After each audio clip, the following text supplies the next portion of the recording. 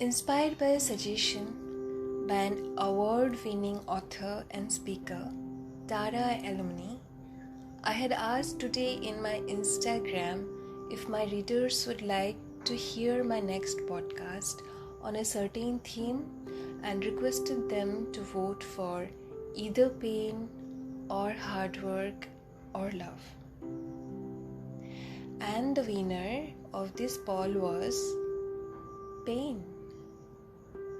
I am not surprised because I know we relate more to pain than the other two options.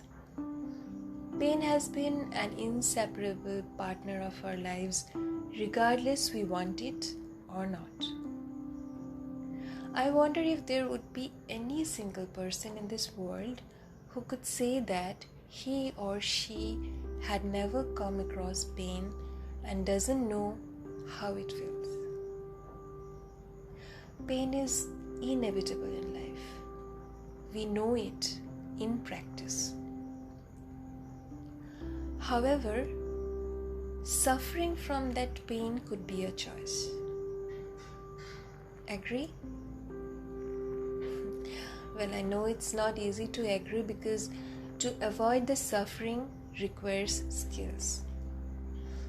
Sometimes in life, you might be feeling so much of pain that it might appear that pain is your best friend and you start liking its companionship.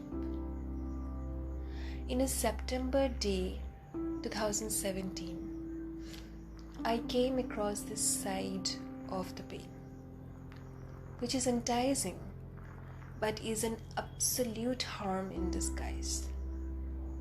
It is absolutely amusing to find how the size of your pain changes depending upon your conscious watch over it.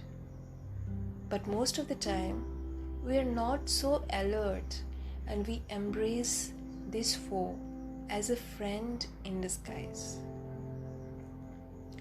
This poem that I am going to read out now is titled as A Translucent Meeting.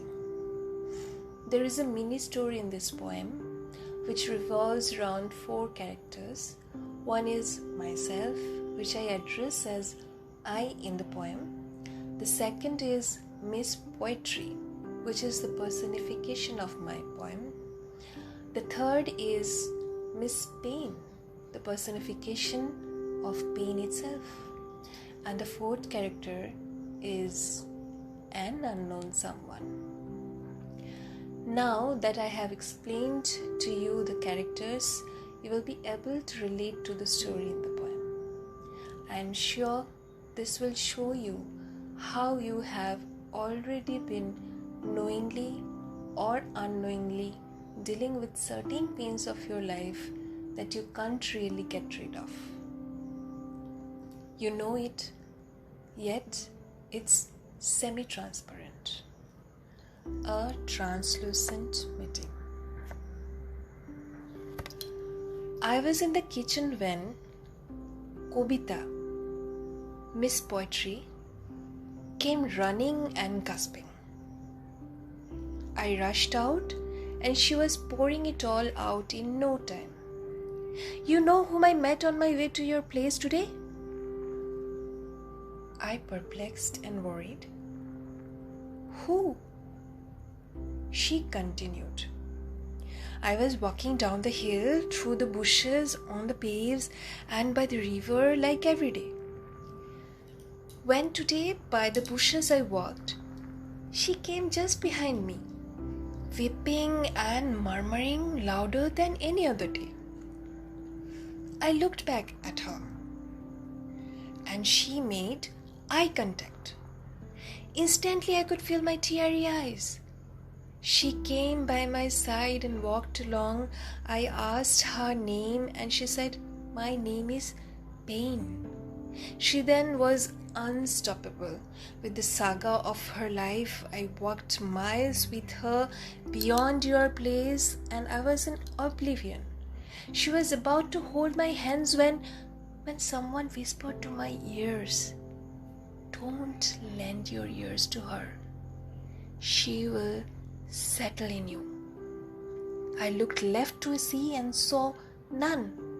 Looked right and pain had gone. Gone behind me again, far behind, from where her voice was small again.